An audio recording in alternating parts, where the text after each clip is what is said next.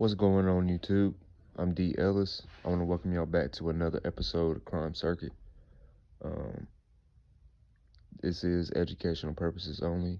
Everything that I have found, all the research that I've done, is on the internet. Make sure you guys like, share, comment, and subscribe. Before we get into this video, condolences to the families involved. And this story will be on the murders of Abigail Williams and Liberty German. Let's get into the intro. 310-4, and the exit is supposed to be the rear. 30, thank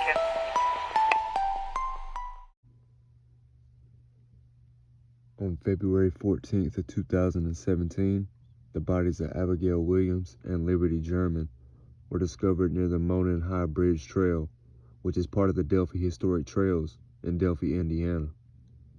After the girls had disappeared from the same trail the previous day, the murders had received media coverage that included reports that a video and audio recording of an individual believed to be the girls' killer were found on German's smartphone. Now, on October 26th of 2022, a suspect was taken into custody and subsequently charged with 2 counts of murder on October 31st. Time magazine described the arrest as the first major break in a case that has been captive national attention for nearly 6 years. At 1:35 p.m. on February 13th of 2017, 13-year-old Abigail Joyce Abby Williams and 14-year-old Liberty Rose Lynn Libby German were dropped off by German's older sister, Kelsey German, on County Road 300 Northeast of Hoosier Heartland Highway. The girls were hiking on the Monon High Bridge over Deer Creek among woodland in the remote Deer Creek Township. At 2:07 p.m., German posted a photo of Williams walking the bridge. After this, they were not heard from ever again. They were reported missing at 5:30 p.m. after they failed to meet German's father at 3:15. The families initially searched for the girls themselves before calling the police. Authorities who quickly searched the area did not initially suspect foul play in the disappearance. However, this changed when the bodies of the girls were found noon the next day, about half a mile east of the abandoned Monon High Bridge. The bodies were found on the north bank of Deer Creek. Police have not released details of how the girls were murdered. As early as of February 15th of 2017, Indiana State Police began circulating a still image of an individual reportedly seen on the Monon High Bridge Trail near where the 2 friends were slain. The grainy photograph appears to capture a Caucasian male, hands in his pockets, head down, walking on the rail bridge towards the girls. Now, a few days later, the person in the photograph was named the prime suspect in the double homicide. On February 22nd, law enforcement released an audio recording where the voice of the suspect, although muffled, is heard to say, "Down the hill." At the news conference, officials credited the source of the audio and imagery to German's smartphone and further regarded her as a hero for having the presence of mind to secretly record the exchange. Police indicated that additional evidence from the phone had been secured but would not release further details so as not to compromise any future trial. By this time, the award offered in the case was set at $41,000.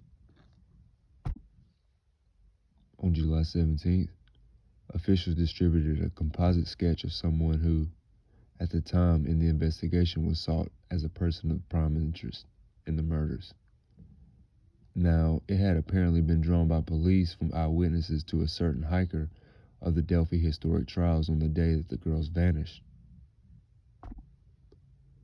On April 22nd of 2019, Indiana State Police announced a new direction in the case and released a new sketch of the suspect, while urging the public to look at the sketch, listen to the audio, watch how the man walks on the bridge, and sends tips to the tip line email.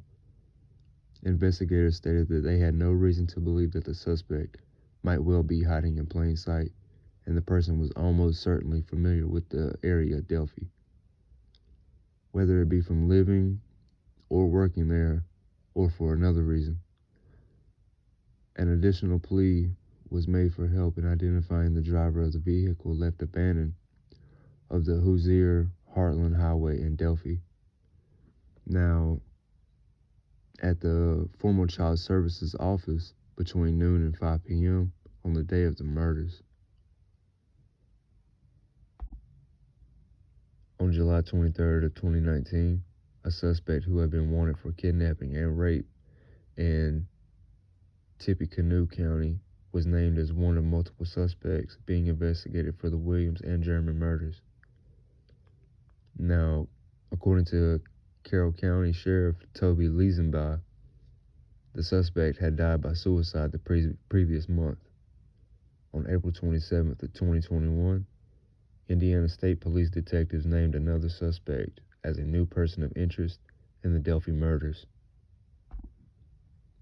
In December of 2021, the Indiana State Police announced the discovery of a fake social media account which had been uncovered during the course of the investigation into the murders.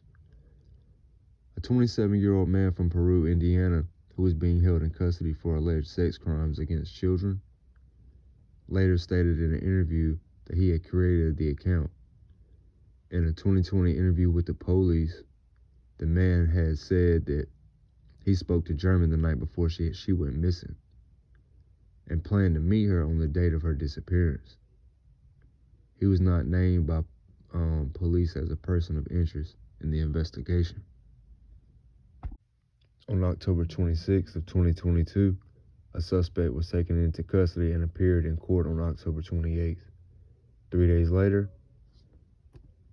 Indiana State Police announced that the suspect had been charged with 2 counts of murder in that case. He pleaded not guilty, and his trial was scheduled to begin in March of 2023. 2 public defenders were appointed to represent the suspect. On November 29th, Judge Francis Gould issued an order to unseal the probable cause affidavit that led to the suspect's arrest. Now, according to the redacted document, video footage recovered from German's phone showed one of the victims mentioning a gun as a man wearing a dark jacket and jeans approached them and ordered them to go down the hill. Investigators believe the suspect is the man seen in the video. Investigators also found a .40 caliber unspent round less than 2 feet away from one of the victim's body and between one of the 2 victims. They later determined that one of the rounds from a gun owned by the suspect. A witness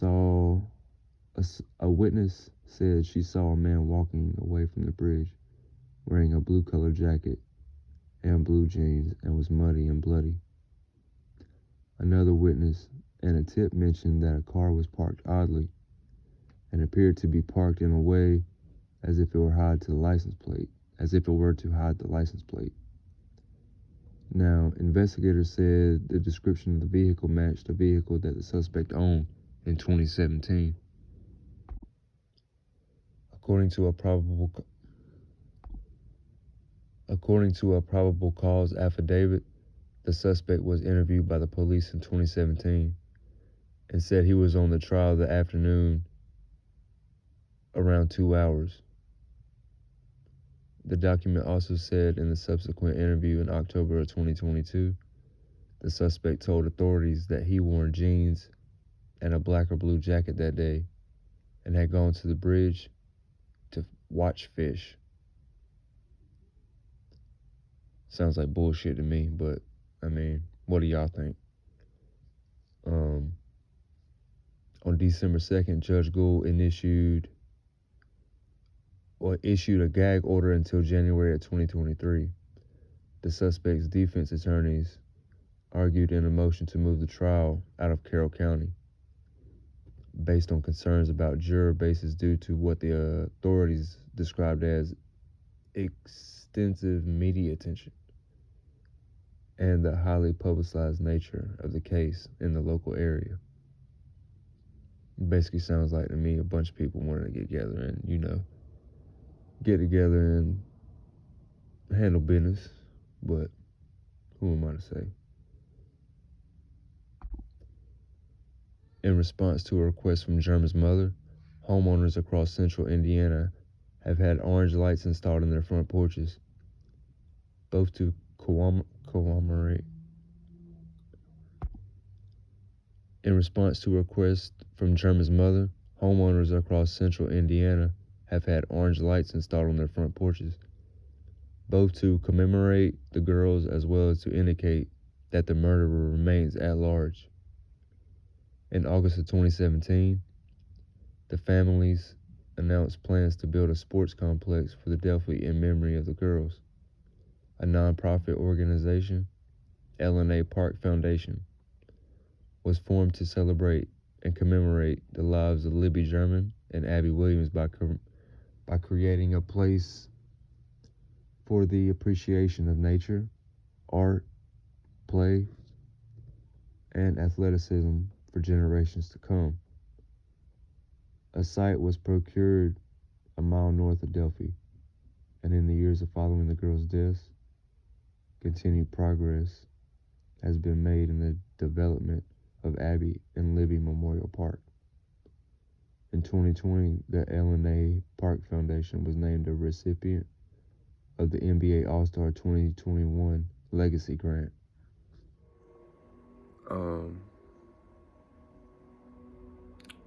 It's hard to say that, kids can't live like how kids lived in the day where you could just let them go and at a certain age and not have to worry about them being with friends or nothing like that, not having to worry about them getting hurt, really, tragically, but now you just really can't even let your kids out your front yard. But I'm D. Ellis. Make sure you guys like, share, comment, and subscribe. Peace.